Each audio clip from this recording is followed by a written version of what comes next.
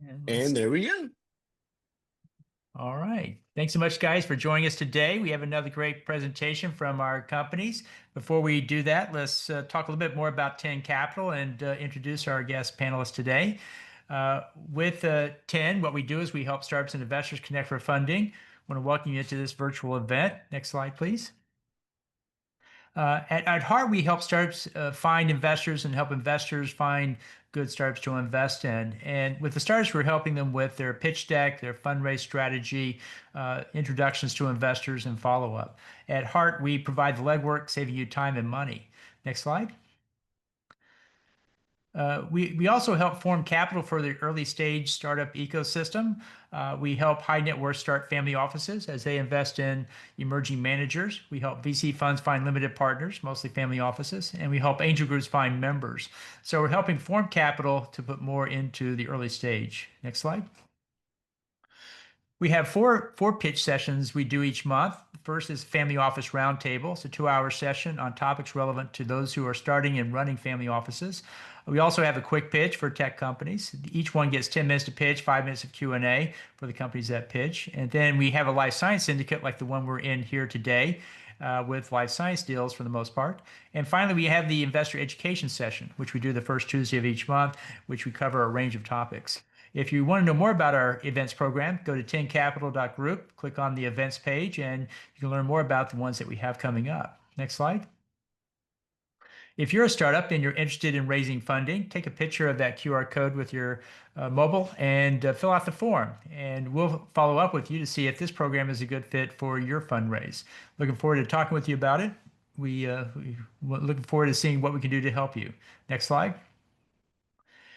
We also work with the Investor Connect podcast program. We've been doing it for over 10 years now. We have over 850 interviews with angel VC family offices talking about what they invest and how they invest and what they look for in startups. We also have the Startup Funding Espresso. It's a 300-word micro blog post with a 1.5-minute audio. We've done over 2,000 of these that talk about a topic relevant to startup and investing. In the time it takes to drink an espresso, you can learn something about startup funding and raising. We've put all of this into our chat bot. It's a private LLM called Ava. Let's hear more about how Ava works. Hi there. I'd like to introduce myself. My name is Ava, your personal AI venture assistant. I'm your new best friend in the world of investing in startups, the TEN Capital AI chatbot. I'm here to make your journey through the startup ecosystem easier, faster, and a lot more fun. Need help finding your next big investment? Or maybe you're a founder looking for fundraising tips? I've got you covered. I pull all my knowledge from over 500 blogs, countless podcasts, and even some nifty calculators, like the How Fundable Is Your Startup tool, to give you the answers you need. So how do I work? Easy. You simply go to where I live on startupfundingespresso.com and look for me in the bottom right. As soon as I appear, go ahead and click on me to let me know you're here. And then there you go.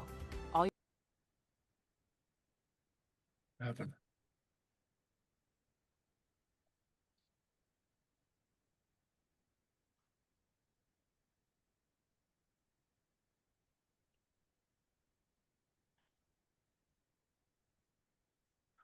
Well, it looks like we're finished with the video at this point. With that, let's go ahead and bring up our guest speaker today, or guest panelist, I should say, Dan Conley. Dan, can you tell us more about yourself and your work? Hey, thanks, Paul, for doing this. This is fun stuff that you're doing, and you're such a big following of the 10 Capital Group. So, I work for my grandkids. I am making early stage investments, and I was fortunate to make a couple of early anti-cancer investments that essentially, as an angel investor, I put in 70 grand, worked my assets off, and then got back $1 million. So I've been able to redeploy those funds. We just got word this week that our biggest portfolio investment is getting acquired by Alcon, and it's going to be a 7-figure return to me and my family office. So we're going to be redeploying our third fund into the Christmas time, because an acquisition by that size takes 6 months. So could be earlier, but there's a huge amount of angels who are all happy that Lumithera is now getting acquired by Alcon. So I raised I always help the companies I invest in, I always help them raise money, at least $1 million. And so that happened with Lumithera as well. I don't get any success fees for that stuff. Just, it helps the company win. And just FYI, it's a dry AMD therapeutic instrument. So just light therapy to the back of the eye, and voila, the drusen in the back, which causes the blindness, melts away. It's fabulous. So we love that sort of thing. Monthly, we're also, hunting for unicorns. So we are sending out invitations to our Entrepreneurs University programs. These are panels convened with angels, coaches, and experts on Zoom. It's recorded. And the goal is the nonprofit educational and training institute is really to help the entrepreneur realize how they're perceived by, I guess, average investors, that maybe they haven't really assembled their entire fundraising toolkit. They don't know how sharp or how tight those tools are. And it's not just the CEO, it's the whole team that needs to be able to be on that same page with the CEO. So there's a 22 criteria scoring system that we've worked out over the years, like 30 years. And it's fabulous. And I'll bring it up later when I'm sharing the screen that talks about the 12 show me keys while avoiding these 10 deadly sins. And if CEOs don't hear some objective feedback about how they score, or when they do, rather, they're like, oh, okay, that helps. And so we have a number of companies that have come through our shop. We love helping companies get through due diligence, and that's about the inflection point where we're convinced that it's going to be a go and invest alongside. So with that said, thanks, Hall. I'll be jumping in to ask questions of all the entrepreneurs. Great. Thanks for joining us, and thanks for that background. For those in the audience, each company will have 10 minutes to pitch, 5 minutes of Q&A. At the very end of these 3 presentations, we'll have breakout rooms that you can join to learn more about them as well. With that, let's bring up our first presenter, Combat Medical. Ed, if you can launch your slides and kick off when ready, and we'll time it here. For those in the audience, please post your questions in the chat box, and we'll read those out as we go forward.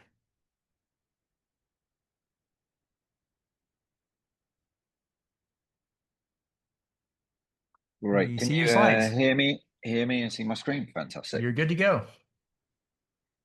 Right. Well, thank you very much, as always, for organising this event. It's a great opportunity to be able to meet and connect with investors. I'm the CEO and co-founder of Combat Medical. I've been with Combat Medical since its inception. Combat has developed a hypothermic drug delivery platform that significantly improves clinical outcomes. And when I mean that, and we'll demonstrate later through the presentations, we're talking about significant improvements compared with the best published data with 50% better in outcomes. So it's really quite seismic in terms of the potential that we have to change clinical practice and also to make a very successful business. We're already selling, we're already profitable within Europe. To date, we raised 20 million. We're looking to raise 5 million in this round, of which 2.7 million has already been committed from our existing investors. So what's the problem? There's been no innovation that's affordable, tolerable in the world's most expensive cancer. And slides are not catching up with me, which is bladder cancer. In terms of commercial credibility behind what we're going, just to put into concept, is that we're already turning over sales. We did 4.3 million in 24, 700,000 EBITDA, 100,000 procedures. We're sold in 35 countries. Mainly Europe, but including places like India, South Africa, Australia, which we're growing. We've got over 40 publications, and our key patents cover very specifically and give very wide protection around how we can able to deliver hypothermia to give great protection of what we're doing to prevent other people being able to do that. And most of those, well, actually all the key patents are now granted globally, including in the US. And it's a platform technology. On the left, you can see a BRS system, which is for bladder, and a peritoneal system. So the 2 systems that CE marked and approved in the European market. But we've developed systems with the backing of a $4 million Innovate UK government grant to be able to create an implantable catheter for long-term peritoneal ovarian cancer treatment, which will also extend to colon cancer, and a colorectal delivery system. And the focus really today, and the most important point, is actually an FDA trial, which is we reviewed with the FDA. It's been approved, and I'll mention that later in the presentation. And that's what we're seeking funding for. We can fund part of the funding for the trial, but we can't fund it all, and that's why we're looking for external resources to be able to help deploy and take an investment opportunity, and also because it's for the US, we're moving into the US, and the next step will be actually establishing a US business. We want to start having a relationship and building a relationship with US investors, because obviously it's the largest important and most important market in the world, and at the moment we haven't had to date any US investors. They all come from the UK and Hong Kong. Here you can see the treatment being delivered. We deliver it, we catheterize the patient. It's delivered in an outpatient setting, bladder cancer. It's in a closed system, so we deliver and circulate the chemotherapy, perfusing inside the bladder. Importantly, this means that we're only delivering into the bladder, so that means there are no systemic side effects. And because of our powerful patented aluminium heat exchanger, we're able to very accurately deliver the temperature, which is important, and I'll get onto that later. We're able to control important things like pressure, because if I said I was about to double the pressure inside your bladder, obviously as a patient, you'll be very worried, and that means that actually you won't complete the treatment. So we found a way of being able to do that. It's very easy to use. We've already done 100,000 treatments, so we can say that. And importantly, we can use with multiple drugs. Already we've been used with 5 drugs that are already approved within this area, but some of the competitive drugs that I mentioned, well, actually all the competitive drugs, bar one, have the potential of being used in conjunction with us because they need to be used with another drug. So potentially they're competitors, but they could be actually partners if we look at them in the future. So why hypothermia? Well, cancer cells are more sensitive to heat than healthy cells.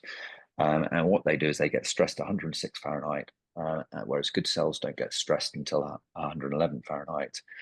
And when this happens, it activates the natural killer cells, targets the heat stress cancer cells, and builds a lasting immune response, which means that you get longevity for the cancer coming back. And it's the most recurrent cancer of all cancers, bladder cancer. It also enhances the actual delivery, getting 10 times more drug, including the concentration, including the potency. So it becomes just a much more effective treatment. In terms of actually the pathway, so you get an understanding of what actually happens. So today you're diagnosed, and then you have the surgery, and after surgery, if you have high-risk disease, which is what we're focusing on, you'll have 27 treatments. 27 treatments, that's 27 catheterizations over 3 years. And then at the end of that, you still have 50% chance of a reoccurrence in the first year and 80% reoccurrence over the lifetime, which is why it is the most expensive cancer, which means that you carry on going on this circle until eventually you actually have to have your bladder removed, which then has a lifetime of then constant treatments, and so very morbid and nasty operation. So what's the difference with our treatment? Well, it's the same diagnosis and you have the same surgery. And after that, we deliver 15 chemotherapy treatments, which aren't as effective as immunotherapy treatments, but when you eat them, they're significantly more effective. It reduces the reoccurrence rate and the progression rates. And that means that we're going to save a lot more bladders, and we're going to reduce the number of treatments that are required for patients, and they stop recurring as much. In terms of clinical efficacy, so we've had an FDA trial approved, and we're about to recruit the first patient in that trial any day now. This patient group that I'm presenting to you now, and these papers are all identical to this patient group in the FDA trial. So 174 patients, of which 54 of the worst type of cancer. And if we look at those worst type of cancers, they're called carcinoma in situ, 69.5 at 12 months have a complete response rate. That means they're free of cancer. So in another group of patients, this is Cologne University, very famous hospital in Germany, 67% complete response rate at 12 months. So we're looking at a really good response rate. Now, if we look at it in terms of actually recommendations of where we are today, we've got phase 1 and phase 2 and real world registry. We don't have a real big phase 3 trial, but even off the back of that, the most powerful group of urologists in the world, which is the International Bladder Cancer Group, have made a recommendation which you can consider when patients are unfit or unwilling to have their bladder out, that they should consider using hypothermic mitomycin. So we're already recognized, and we're in the minds of these key urologists. All the urologists that I mentioned, highlighted in yellow, all sit on our clinical advisory boards. So what does this mean for a patient? So if you have our treatment, after 12 months of treatment, 7 out of 10 patients will be free of disease. If we take Johnson & Johnson, one of the best performing products, and they're the best for results that they've got, after 12 months, only 4 of their patients will be free of disease. So we're significantly better. In terms of the competitive landscape, we're looking really about new drugs that have been approved or will be approved. So if we look at the first drug that was approved within this setting of BCG unresponsive, and we know Keytruda, it's been a highly successful PD-L1 checkpoint inhibitor. And today in other cancers, they're doing incredibly well. They're doing almost $30 billion in sales, growing 18% per year. But if we look at bladder cancer, only a 19% complete response rate at 12 months. Ferring, nadofaragene, has been approved by the FDA. And they've done licensing deals showing the real value and the potential of the market. Only a 24% complete response at 12 months. Immunity Bio, a publicly listed company with a $2 billion market cap, a 36% complete response at 12 months. J&J, still yet to be approved. They acquired a technology called Taris for about 300 million. And they've invested over $500 million in clinical trials. And they've reported in the group that we're trying to get approved, and they've submitted this application to FDA, only a 44% complete response rate at 12 months. And CG Oncology, again, listed off the back of interim data, and this is a really important point that I want you to hold. Interim data in 66 patients in exactly the same trial that we're running, and they reported a 46% complete response rate. That data has actually been updated since they've reported. So that's the latest data that's available on this group and the data that's going to be submitted to the FDA. So in terms of the market, we've seen that the public markets are backing them, and there's enormous potential behind them. But if you actually look at it down at a granular level, BCG unresponsive patients in the US alone, they're 10,000 patients. They get 15 of our treatments. That's 150,000 treatments of $4,000 for the drug and disposable kit, because we're a drug device combination in the US, means we'd get a minimum of $600 million. And we could potentially price at a much higher price point, because these companies are pricing at up to $36,000 a treatment. And the total addressable market is enormous, over 800,000 patients, which is making a $9 billion opportunity. And this is just bladder cancer we're talking about. Analysts that are following this also agree, and they believe that by 2034 that the market has the potential to be worth over 21 billion. So we have an FDA trial that we've launched. It's a 505(b)(2). It's a drug device combination. So with our device and our drug will be approved. We've had 3 pre-IND meetings with the FDA. Now, how confident I am with that the FDA will approve our treatment? Well, a gentleman called Jonathan Jarrow was a professor of urology at Johns Hopkins, and then after that he then went to the FDA, and he left as the chief medical officer. He wrote the clinical trial indication for this trial that we're approving, and he's now left the FDA, and he is our lead advisor, and he led the 3 discussions with the FDA. So he's written the protocol. We've had the FDA review the protocol and approve the protocol. So we're pretty confident that we're in their shape. And in terms of the results that we're talking about, the benchmark for approval in the US is only a 30% complete response rate at 3 months. Remember, the results I was talking about was a 70% complete response rate at 12 months, which is a long period. This is a really late stage, very nasty disease. We're expecting getting interim results, which CG Oncology listed for 1.8 billion at the end of 2026, and we expect to be 50% better than them.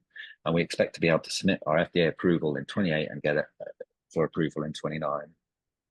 We've got already global distribution. We sell direct in the UK and Spain, and through third-party specialists elsewhere in the rest of the market.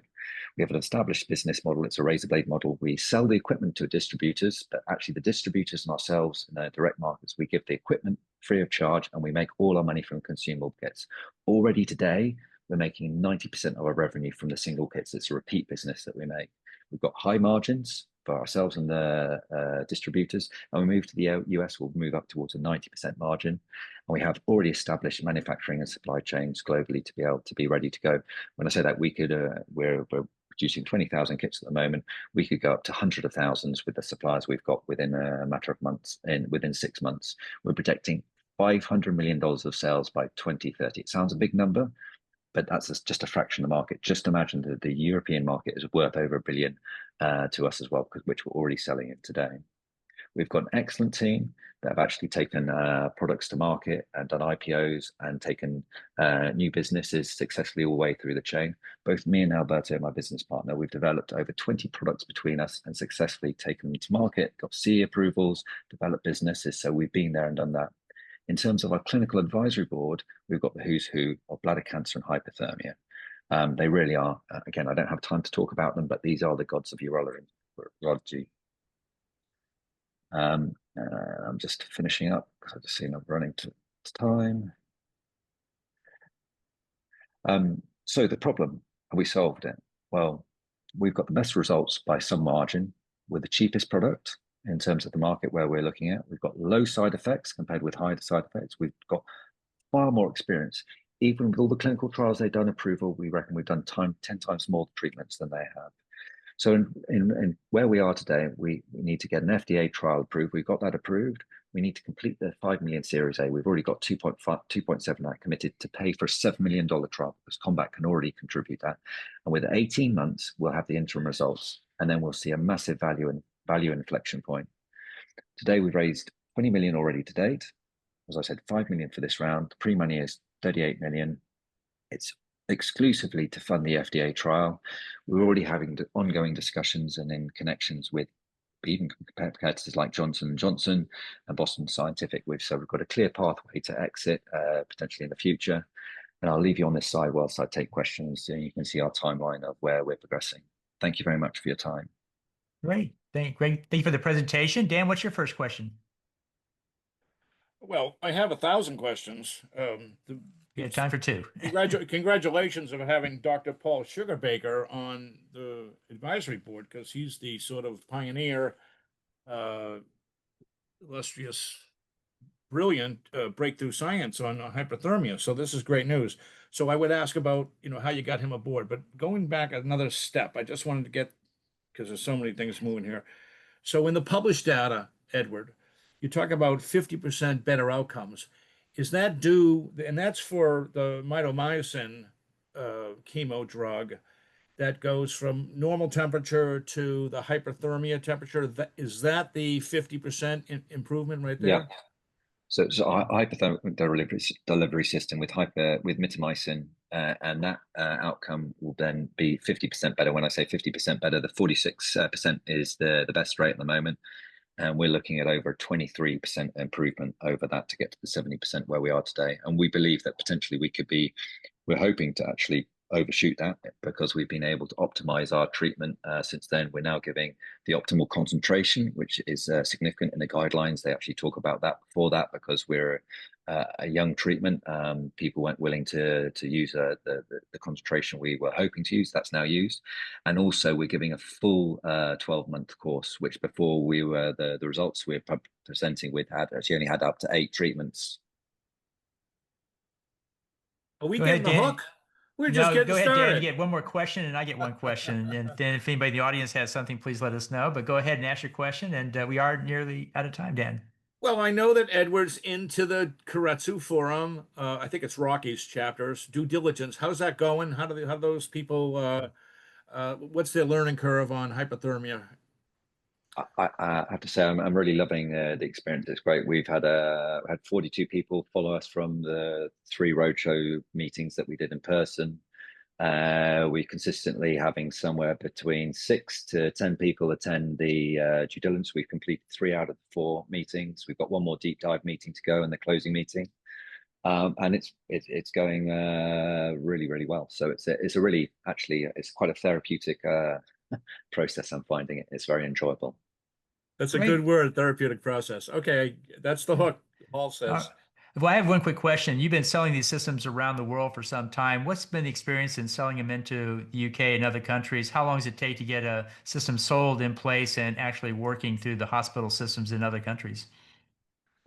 Initially, very difficult because we had very limited clinical evidence. There was a shortage of a drug, which gave us a window of opportunity where people were willing to try that. And off the back of that, within 12 months of them collecting data, we've had centers wholesale now use us as the alternative to removal of bladders when patients don't want to have their bladders removed. And it really is what I call a try and buy, because we're building up clinical evidence and we need this big phase 3 trial, one to get into the US, but it's actually to get national and international European and American guidelines approval. And with that, once you actually have that clinical data globally, that is actually published, it then becomes unethical not to use your treatment, because then you're recommended as the first line treatment. And that's our aim. That's the aim of the data. So at the moment, we're building it step by step, and we're growing 15% every single year, which is fantastic. But you need clinical data to go from early adopters to actually having the mass market take you forward. So at the moment, we're the last treatment of resort. We want to become the first treatment resort. And just give you an idea to put that in context, just with our existing customers, if all the customers bought in the same ratio as our largest customers today, which is Sheffield, Dr. Octobre, Erasmus, these are all hospitals from around Europe, we'd go from 4 million to 30 million with our existing client base just today, and that's not including the uplift. So it gives you an idea of the scaling and the size of the potential of the market. Okay, great. That's our time. Thanks so much for a great presentation. Dan, thanks for asking the questions there. And with that, let's bring up our next presenter, BioVen. Mark, if you could launch your slides and kick off when you're ready. Excellent. Yeah, let me know if you can see my screen. Yeah, we see him now. Excellent. I presume you can hear me. That's even better. Yes, we can. All right. Well, good morning, good afternoon, good evening, everybody. Thank you for your time today. We are BioVen. We are bringing to market a simple, fast, portable microbe detection platform for use in the oil and gas industry. There is nothing sexy about detecting microbes that cause corrosion in the oil and gas pipelines and storage tanks, but it's a huge real-world problem with tremendous market potential. Since the last major release, no one wants to be the next Aliso Canyon. They have spent billions trying to tackle this challenge and starve off fines and remediation costs and tens of thousands of tons of methane pollution. It's 90 degrees here with a real feel of 107. So there's real world impacts to these leaks. Unfortunately, there's still more than 100 leaks every year. So that means that there is a harmful oil or gas release in America every 3 days.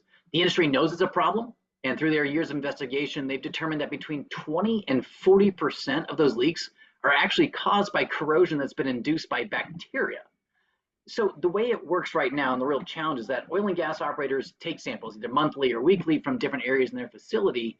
They prepare those samples, they wrap them up, and once they get back to civilization, it's in a cooler, they send it off to a centralized lab, they got to ship it out there, and then those tests take anywhere from 2 weeks to a month to produce results confirming which microbes are inducing corrosion in their systems.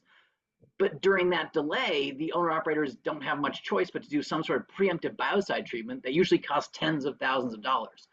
And then after the lab results are finally received, they analyze them retroactively to understand whether or not they made the right treatment choice or not, and determine how they should modify their treatment plan and whether to execute another costly treatment.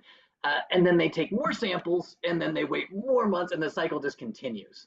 But with BioVen, our technology allows them to turn that 30 days into just 30 minutes.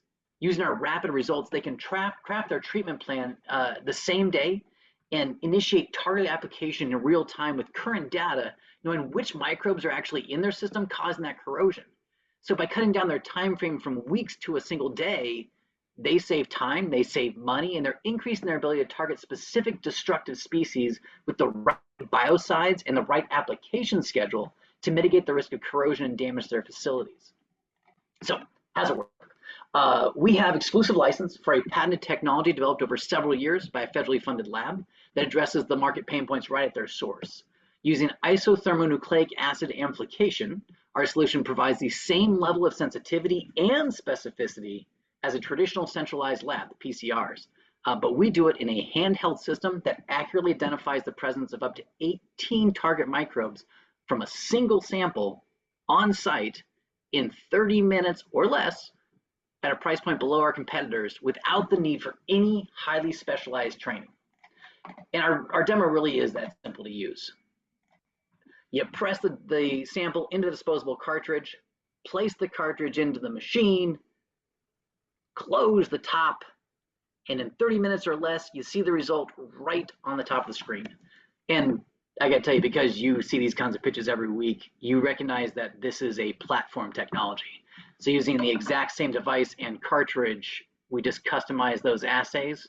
We can detect DNA and RNA from a sample, including viruses and bacteria that impact animals and humans. But we're focused on oil and gas right now. So back to those guys. Most operators have been using culture-based testing, those bug bottles, for years. And the challenge with those are pretty well known. It takes 30 days to grow these things. Many operators adopted ATP testing about 10 years ago, but that really only tells you the total number of bacteria, not if it's good bugs or bad bugs. And then finally, the qPCR is what's used in those centralized lab, right? It's as accurate as we are, but they are slow and expensive. Require really highly trained scientists to accurately produce those usable results because they have to extract the DNA. So we provide our solution to our customers using a simple and effective razor model, right? Buy the base station instrument at a reasonable price. We make significant revenues from these single-use disposable cartridges. Our customers are excited because they save money on the instrument, they save money on the test, they save time when they get the results so quickly, and they can see improvement in their process immediately. Also, looking at the future from a revenue stream standpoint, as we enable more rapid testing, the volume of data that we collect on the industry about where MIC occurs and when MIC occurs allows us to start building out those data sets so that we can have the AI to predict where the corrosion will be. We can package that as a revenue stream as well. Here's what the market looks like. Focusing just on our primary adopters, Houston, LA, San Diego, San Francisco. We see more than $80 million in annual revenues. This market's attainable for us because we're gaining a pretty strong foothold in the oil and gas market through proving ourselves with our on-site testing with the highly influential folks at SoCalGas, the nation's largest gas utility. And we're actually going to be on-site with Hess later on the summer, who is a leading independent energy company with global operations. But you'll know their name because they just got acquired by Chevron, and that's going to be closing in November. We also have a wonderful relationship with our seasoned corrosion specialist. He is the old crusty oil guy who's been in the field for 40 years. He has reached through the target market. He knows everybody. We arrived at these numbers, by the way, through not only through customer research, but our on-site discussions with these folks. And what we found was that on average, the first year, they're going to use about 25 cartridges a month as they start integrating that into their system. But as they do that, they're going to see more need, and they think that they're going to actually increase their cartridge rate to 63 per month for the life of the device. So our current customer acquisition cost is only about $6,600. Our lifetime value is $26,000. We have two pipelines that we're building right now, right? There's the oil and gas extraction, distribution, processing companies. That's your Exxons, your Chevrons, your Kinder Morgans. And we have those third-party asset integrity providers, right? That's Schlumberger, Halliburton, Baker Hughes of the world. So it sounds great, but let's be clear about how we got to this inflection point, because it didn't happen overnight and it took a lot of work. Back in 2022, we got our hands on the technology. It had been developed by Lawrence Livermore Lab. They spent $1 million on developing it. They are one of the top labs, and so they patented it. We worked to determine if the technology could reliably produce the results necessary to be commercialized. And at that point, we brought in Hansco, our old crusty oil guy. He saw it. He's been doing this for 40 years, and he said, hey, I want in. And he committed $160,000 of in-kind support on the spot for testing out the technology. He's actually one of the old dudes that's out there with us on site doing some of these samplings. Then through a competitive process, and we beat UCLA, we were awarded a $1 million California Energy Commission grant to refine the technology and produce a functional kit specific to oil and gas. We then secured the exclusive license from LL&L on the technology. We then secured an agreement from SoCalGas, the nation's largest gas utility, to test a solution live in their system, who then, once they saw it, also provided cash and in-kind funding to us as well. So we are literally in the field with the corrosion teams, pulling samples, gathering firsthand practical insight into how our technology fits into their existing operations. We opened our lab space in San Diego, producing 2 of the cartridges already. They've been developed, tested, and validated. We have 6 more in late stages of validation right now. And they are accurately identifying MIC corrosion found in oil and gas pipelines and storage tanks. We just finished building our most recent handheld functional unit that we took into the field with us on June 30th. And in front of the CEC regulator right there in front of us and our SoCal partner leadership, we successfully detected the presence of sulfur-reducing bacteria from a live sample that we had just pulled from the system. And we did it in 16 minutes instead of 30 minutes. So this is where you come in. The opportunity in our ask is to support the additional assay development, customer-driven enhancements of the base station, and our pilot demonstrations with the largest gas utility in America and Hess at the end of the summer. We have the technology, we have the core team, and we have the network. And with your support, we deliver a game-changing technology to an industry that is so in need of our hardware that they've already committed $1 million in non-dilutive cash just for the chance to have our technology used in their facility. You know, and I know that success doesn't just happen. It takes people, it takes the right people to continue this trajectory and continue the momentum that we've built to date. We have a balanced team of technical, scientific, financial, and entrepreneurial talent with industry network, the academic credentials, and the real world experience to continue to build on the success of this company and accomplish this mission. We have a known problem in this industry. We have a solution that is ready to go and tested in the field right now. This first market is large and getting bigger by the day, and we have the momentum to carry this through to commercialization and profitability. It's a significant opportunity to solve a critical problem for the oil and gas industry. We have the technology, we have the traction, we have the team to do it. And I would love to have your questions this time. Great presentation, Mark. Dan, what's your first question? I love it when Dan laughs halfway through my presentation. It's so much fun, man. Well, you're a joy. Thank you. Thanks, It looks like you can do a bunch of things with this handheld platform and go anywhere and everywhere. And apparently, you talked about it being predictive. Like, that is so wonderful. So let me understand. Is this corrosive microbes, bacteria, etc.? Is this everywhere, or is it just get attracted to certain pipes that are going to go into the desert or a swamp, or it's in the factory? Is this, how big a problem is this? Because now you're scaring the crap out of me. Sure. Well, let's just start with oil and gas. We can get to human health in a minute. Where there's water, there's life, right? And if you have an accumulation of water and the environment's right, you're going to have a bunch of junk in there. The hardest ones are going to be Pseudomonas because those actually form a film. And so even when you biocide blast those puppies, it just kills that top layer. These bottom dudes are still eating your pipeline. So it is everywhere. And a lot of what these companies are doing is just blasting it with these broad-based biocides. And they're just, I mean, environmentally, it's terrible. Cost-wise, it's terrible. But they have no other choice, man. So you flag it and you tag it. How do you bag it? And is this like the Ghostbusters with a thing of Clorox on their back and they're spraying the hell out of this stuff? No, man, we're the sensor, right? So we come in, there's a couple of applications, right? One is the owner-operator comes in, does the test and says, I got junk in my system. They call up their integrity provider who normally does all the testing corrosion. They come in, they test and say, yep, we confirm that that's junk there. They blast that puppy. And then they test it again, and they test it at 1 hour, they test it at 1 day, they test it 2 days, 3 days, and 1 week. And what they can do with ours is get that information immediately so they can start making decisions about what the concentration should be, what the cadence should be, what the flow rate should be. So now all of a sudden, instead of just blasting this with as much as you got, they can be real targeted about when they're going to do it, how much they're going to do it, so they don't have to overpay for all the junk they try to get rid of. And you catch it early, especially if it's Pseudomonas. If you catch that early, boom, 1 treatment, maybe 2 treatments, you're done. But man, if you let that biofilm go in, you know, you're tens of thousands in just to get junk out of there. It's going to come back. How do you, so let me just understand this. There's a whole industry of anti-corrosion bacteria blasters. And Yes. they are all looking for your handheld. Is there a name for this thing? It's a Biofilm handheld detection unit. That's what you call it? That's what we're calling it. Yeah. Well, you want to talk to somebody with a right-sided brain, would get some marketing there. Because everybody was going to want one, I would think, right?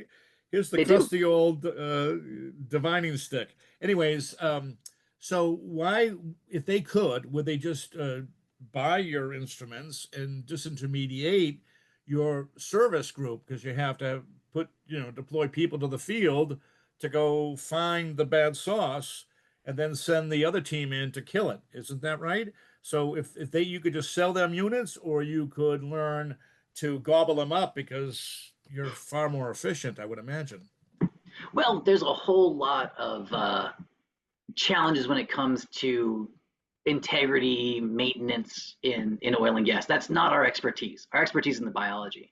And I would love for them all to not only buy the base unit, but really, I'm interested in the cartridge sales, because that's a disposable cartridge, and they're going to want to run a whole bunch of tests before, after. They're going to hit everything they can, because what they're going to do as soon as they get in there is say, oh, that pipeline's got it's got a 90-degree angle on it. We know that's going to be bad in there. Let's test it. Boom, they'll show them. They can show them in 30 minutes and say, hey, owner operator, you got a problem. Let's deal with it right now. So it's going to drive their sales, but also the owner operator is going to be like, hey, we didn't have, we usually have to take 3 weeks to get that junk.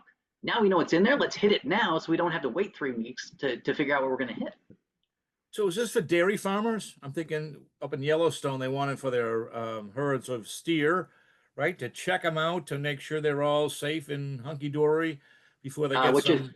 what you're thinking of is bovine respiratory disease. It thoroughly inhibits a cow's capabilities of growing, and it really decreases the value of the cow. So we're talking to the USDA right now about the groups, essentially the biome. There's a couple of viruses, a couple of bacteria that contribute to bovine respiratory disease, which is great because we're multiplex. We can test for all of those plus some more, and you can early detect on these cows which ones are going to be bad and separate them from the herd so they don't infect all the other cows. Same Well, things for Mark, chickens. you've done a really nice job fully baiting the hook to bring in angels. So I'm ready. It's easy for angels to get into trouble. 1.5 million pre-money, 8.5 post 10, yada yada. But you left us hanging right there. You're going to need a whole bunch more equity to get us out of trouble and to get acquired. And I would imagine there's a constellation of acquirers with, on a slide with their logos that Well, you that's the have in best part mind. about our stepped rollout here. We start with oil and gas. We make a good amount of money there, a good amount of profit. We become a profitable organization so that we can drive up that money. But the cool thing is that I don't have to change my hardware. It's the same base station, it's the same cartridge. All I got to do is the assays. And I've built a standard operating procedure so that I can start cranking out assays. I can average one assay every 3 weeks. So you tell me what you need. In 3 weeks, I can produce one more assay for you. And if I get a couple more scientists, boom, I can get your own custom cartridge. Great. So my question Cut the is, check, Mark, Dan. I'm ready, buddy. Cut the check. Let's go. I have one last question before we wrap up, Mark. Yeah. What's in the pipeline? Who's on the sales channel that's coming down the pipe to use this, and what does it look like? Right. So we got two, right? So you have the owner operators, right? Those are your large organizations like SoCal Gas, PG&E, Colonial Pipeline, Chevron, all those dudes who own those major assets. They want to get in there because they want to do their own testing. Because when you own those kinds of assets, you want to be able to predict where things are going to happen, what's going to happen next. So they do their own testing, but they also contract those third parties. So Enhancco, so Tom and Enhancco, and there's 1,000 guys like Tom, and they all have those relationships. They all know each other. So once they find something that works, it gets adopted rapidly. That's what happened with ATP testing. The challenge with one of our competitors, Lumen Ultra, is that they didn't make it easy enough. We had the first thing Tom said was, you go and you Bubba proof that thing. You make sure that the guy with the ginormous meat hands out in the field who could care less about buttons and just wants to smash things, make sure he can do it. And he can do it. We had them do it when we were on site with SoCal Gas on the 30th. At the end of that 2 days, SoCal Gas said, give us a proposal. We'd like to see what one base station and 36 cartridges can do. And they're ready for our proposal. That's great. All right. Well, that's the end of our time. Thanks so much for a great presentation. Dan, great questions as well. Let's bring up our next presenter. We have Angiex as our third one, and then we'll move into breakout rooms afterwards. All right, thank you, Hal. So great to be here. I have a very exciting company, very exciting drug to tell you about. Here, let me get it into slideshow mode. So Angiex was founded by scientific leaders in the field of angiogenesis. That's the formation of new blood vessels. And their life goal was to find a universal therapy for all solid cancers that works by obliterating the tumor blood vessels. So cancers have very different blood vessels than the rest of the body in adults. In the tumors are the only blood vessels that are growing, and they're targetable. Our founders discovered a way to attack them. And we were able to make a drug that obliterates those blood vessels. And it turns out to have a benefit. It also kills invasive and metastatic tumor cells. So the same biology that enables blood vessels to grow is also what enables tumor cells to invade and metastasize. And we also found that we have a third mechanism of efficacy. The injury to the tumor vasculature causes the immune system to go in and look for foreign things like germs in the wounded tissue. and that enables them to recognize cancer cells as foreign and kill them. And because this biology occurs only in the tumors, we have exceptional safety. Our drug has only on-tumor effects. We're in phase 1 clinical trials. We've dosed 17 patients, and it's working exactly as expected. So the investment case, you can enter now at a valuation of approximately $40 million. Other companies that have the same drug modality after approval have reached valuations of $40 billion. So there's a 1,000-fold opportunity. And we hope to achieve that in a very rapid time. So this is what our drug looks like. It's an antibody drug conjugate. The antibody is shown in blue, and a conjugated drug payload is in yellow. So the antibody provides targeting to the cells of the tumor, and it internalizes in the cells of the tumor to the nucleus of those cells. And there the antibody gets degraded, and that releases the chemotherapeutic payload, which can then kill those cells. And the payload works only within those cells that the antibody has reached and can't enter any new cells. So only the antibody can make the payload potent. And we're the first company worldwide to follow this approach, and we've been able to build up a very strong patent portfolio. So just to illustrate how this works, this illustrates the vascular mechanism of eliminating the tumor blood vessels. So our drug eliminates the small vessels within the tumor, but it also eliminates the large vessels that feed and drain the tumor. So this feeding artery, draining vein. And so that's like shutting off the master water valve to a house. No one inside the house can drink. And also shutting off the drain so that no one can flush the toilets. And so the result is that the tumor cells starve to death, and they also get poisoned by their own waste. And you end up with a necrosis in the middle of the tumor. So all the cells that are most distant from the blood supply die. And by this mechanism, we can shrink any tumor down to the size of a pinhead and render it harmless. And there's no known resistance mechanism, and this should work in every growing tumor. And then in addition, because the same biology is required for invasion and metastasis, essentially every late-stage cancer patient has a large fraction of their tumor cells that are very sensitive to our drug, and that's the malignant cancer cell population within the tumors. And so we get a much higher expression across all solid cancers than any other known oncology target. And so we can readily kill tumor cells as well. So we've got a lot of paths to approval. We can potentially get approved in every solid cancer. We've identified angiosarcoma as our likely first indication for approval. That's a cancer of the endothelial cells. And so these cancer cells, they tend to stay close to the circulation, so they're very accessible to an IV-infused drug like ours. And 100% of angiosarcoma cells are high expressors and are sensitive to our drug. Currently, the standard of care, very poor, response rate of 5 to 9%, median progression-free survival of only 3 months. That means you can very readily achieve accelerated approval in a 3-month trial with at most 50 patients.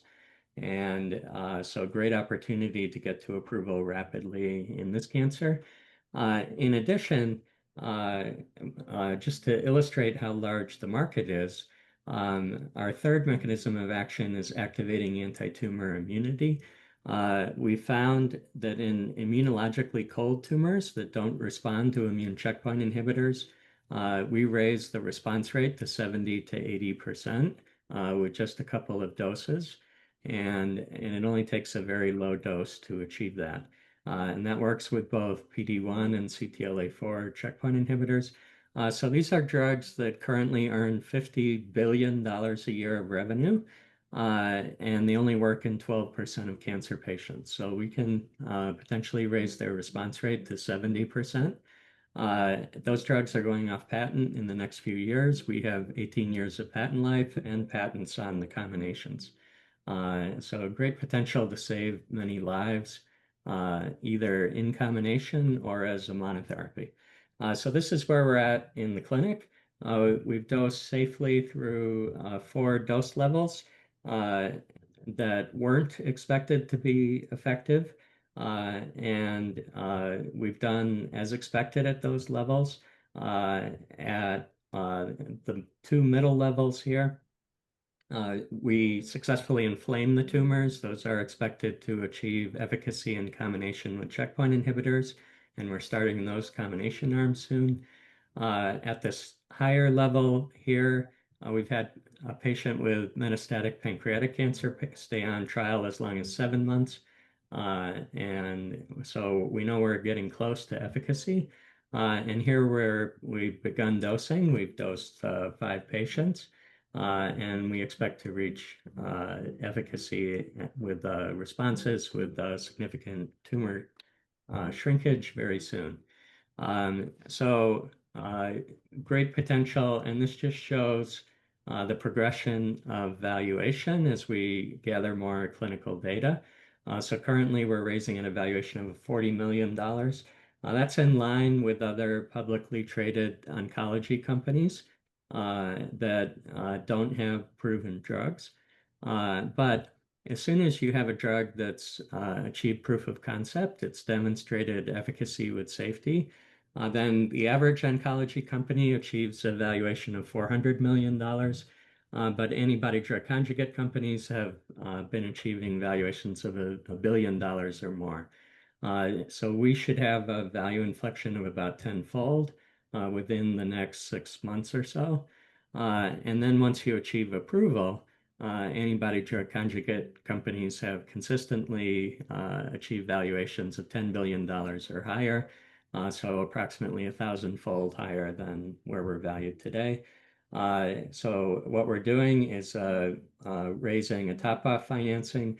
We've actually just accepted a term sheet for a $15 million financing. There's about $2 million of space for angel investors. So if you act quickly within about the next 2 months, you can claim some of that space. That money should bring us through this value inflection tenfold to maybe $400 million, at which point we can start raising the money to get us to approve and in their fields. And, so just a summary of this financing.